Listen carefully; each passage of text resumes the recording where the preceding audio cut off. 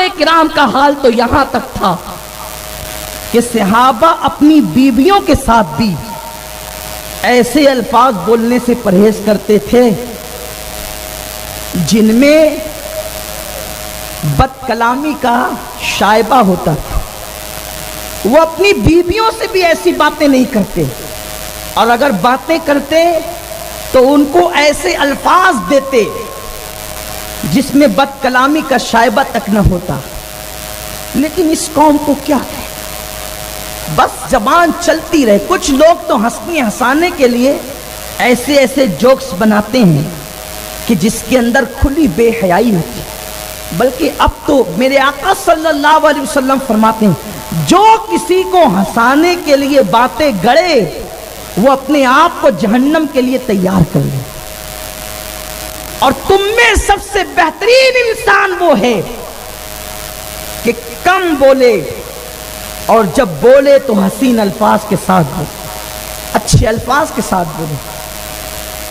انا للہ و انا الیہ راجعون. ڈھونڈیے ایسے لوگ، ڈھونڈیے ایسے لوگ.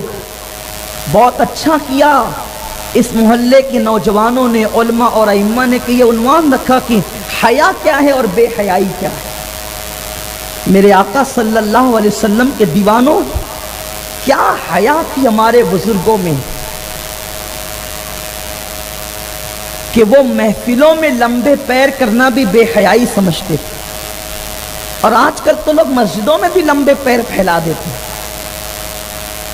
بلکہ لمبے پیر کیا، اب تو لوگوں نے مسجدوں کو گھر ہی بنا لیا، اس میں کھا رہے ہیں، پکا رہے ہیں، سو رہے ہیں، اور نام دین کا، دین کی تبلیغ کا. مسجد کھانے پکانے کے لیے نہیں، مسجد پیر لمبے کر کے سونے کے لیے نہیں. اعتکاف کی حالت میں بطور مجبوری معتکف کو سونے کی اجازت ہے، لیکن وہ بھی کیسے، پیر نہ پھیلے. یہ حال، یہ تعظیم مسجد کی. حضرت سلطان ابراہیم ابن ادہم ایک مرتبہ مسجد میں بیٹھے بیٹھے پیر لمبے کر دیے. آواز آئی ابراہیم. بادشاہوں کے درباروں کا یہی ادب ہے. حیا آئی، پیر سمیٹے، پوری زندگی پیر نہیں پھیلا. آپ کے پیر اس وقت پھیلے جب آپ کو جنازے میں کفن پہنایا گیا تو آپ کے پیر لمبے کر دیے. غور فرمائیں، یہ حیا تھی. آج دین ہم سمجھ نہیں پا رہے، اصل دین ہم سمجھ نہیں پا رہے ہیں. صحابہ کرام اللہ سے اس بات پر بھی حیا کرتے تھے کہ وہ مسجد کے اندر کسی مسلمان سے اتنا پوچھ لے کہ تیرا کاروبار کیسا ہے. اتنا بھی نہیں پوچھنا پسند کرتے تھے کہ تیرا کاروبار کیسا ہے. وہ سوچتے تھے کہ یہ بھی دنیا کی بات ہے، اگر ہم یہ بات مسجد میں کریں گے تو یہ بھی بے حیائی ہوگی. لیکن کیا کریں، دین کھیل بن گیا. دین کو لوگوں نے تماشا بنا دیا. آئیے دین سیکھیے، مذہب سیکھیے، دین کی باتیں سیکھیے، اصل دین کی طرف آئیے، دین کے مغز کی طرف آئیے، اولیاء اللہ کی تعلیمات کی طرف آئیے، مصطفیٰ جان رحمت کے فرامین کی طرف آئیے. دنیا تمہیں بے حیائی کی طرف لے جانا چاہتی ہے. ہاں اب تو صابن پر بھی گندی تصویریں، لوگ اس کو بھی دیکھ رہے ہیں. چلتے چلتے پوسٹر، کوئی نہیں دیکھ رہا ہے، اللہ تو دیکھ رہا ہے. ارے سب سے حیا کرنے والوں، اپنے اللہ سے بھی تو حیا کرو. کوئی دیکھے نہ دیکھے، لوگ بہت باحیا ہوتے ہیں تو جو اپنے جیسا انسان اگر دیکھ رہے تو ہم اس کے ادب میں، اس کی حیا میں گناہ نہیں کرتے. لیکن ہر وقت اللہ ہمیں دیکھ رہا ہے، پھر ہم گناہ کیوں کرتے ہیں؟ سب سے حیا، خدا سے بے حیائی. کانوں میں ہیڈ فون لگا کر غزل سن رہے ہیں، عورتوں کی آواز میں. عورت کی آواز بھی عورت ہے. آج کل ہمارے شہر میں لوگ مشاعرہ کرتے ہیں، تو مشاعرے کو کامیاب کرنے کے لیے شاعرات کا لانا ضروری، ایسا لوگ سمجھتے ہیں. شاعرات آئے گی، مشاعرے کامیاب ہوں گے. اور پھر وہ شاعرات آتی ہے میک اپ کر کے، اور اسٹیج پہ پھر تالیاں بجتی ہے، سیٹیاں بجتی ہے، اور لوگ کہتے ہیں مشاعرہ کامیاب ہو گیا. مشاعرہ کہاں کامیاب ہوا، وہ تو جہنم کا ایندھن بن گیا۔ مشاعرے میں عورتوں سے غزلیں سننے والوں، دیکھو صحابہ کی حیا کا عالم کیا تھا۔ ایک دن ام المومنین اما جان عائشہ صدیقہ قرآن کی تلاوت کر رہی، گھر میں قرآن پڑھ رہی ہے۔ ایک تو مومنوں کی ماں، کسی کے بیٹے 2 ہوتے ہیں، 10 ہوتے ہیں، 20 ہوتے ہیں، 50 ہوتے ہیں، 100 ہوتے ہیں، یہ وہ ماں ہے جس کے کروڑوں بیٹے ہیں۔ یہ وہ ماں ہے جس کے کروڑوں بیٹے ہیں، اور ہر ماں کا انداز یہ ہے کہ جو ماں کا بیٹا ہوگا اس سے عمر میں کم ہوگا، لیکن یہ وہ ماں ہے کہ کم عمر والے بھی اس کے بیٹے، زیادہ عمر والے بھی اس کے بیٹے۔ ارے شان تو یہ ہے کہ جو کسی کا بیٹا ہوتا ہے وہ باپ نہیں ہو سکتا، لیکن یہ وہ ماں ہے کہ اس کا باپ بھی اس کا بیٹا ہے، اس کا باپ بھی اس کا بیٹا، یعنی ابو بکر صدیق بھی نسب کے اعتبار سے اما عائشہ کے باپ ہیں اور ایمان کے رشتے کے اعتبار سے بیٹے ہیں۔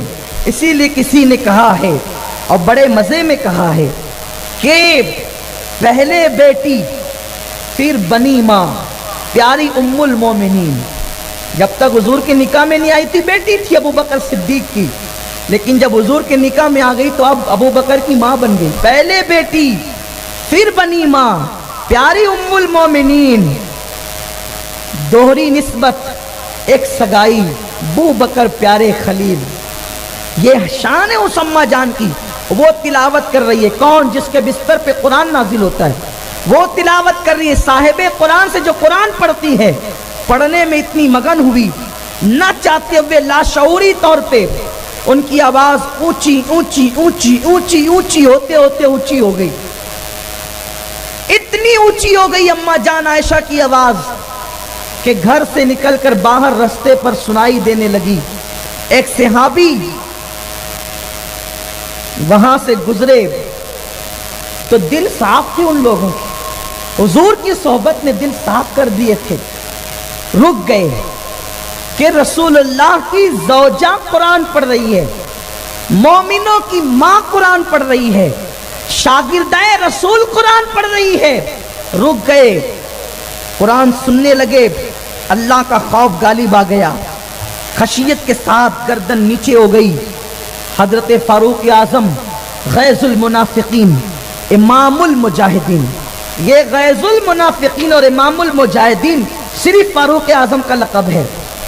وہ امام المجاہدین اور غیظ المنافقین جس کی تلوار سے کی جھنکار جب میدان میں سنائی دیتی ہے تو اللہ پاک قرآن میں آیتیں نازل فرماتا ہے۔ وہ امام المجاہدین اور غیظ المنافقین جس کے غیظ منافقین کے حوالے سے اشداء علی الکفار کی آیتیں نازل ہوتی ہے۔ اللہ اکبر!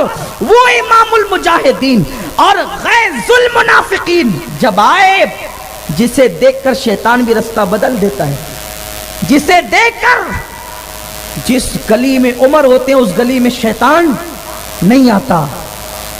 انہوں نے دیکھا ایک بندہ گردن جھکا کر کچھ سن رہا ہے، آپ کے کان میں بھی آواز آئی، آپ نے کہا کیوں کھڑا یہاں؟ اما عائشہ کے حجرے کے پاس تو کھڑا کیوں ہے؟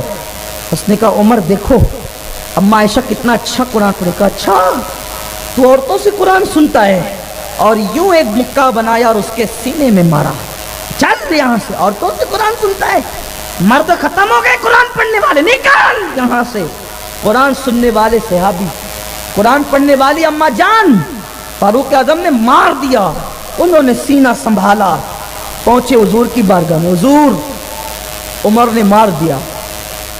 آقا نے فرمایا کیوں مارا؟ اتنے میں فاروق اعظم آ گئے، حضور اس کو کہیے یہ عورتوں سے قرآن سننے لگا ہے، اما جان عائشہ سے۔ سرکار نے میں آئندہ نہ سننا۔ اور پھر آقا نے فرمایا عائشہ عورت کی آواز بھی عورت ہے، اس لیے قرآن پڑھنے میں آواز اتنی بلند نہ کرنا کہ تمہاری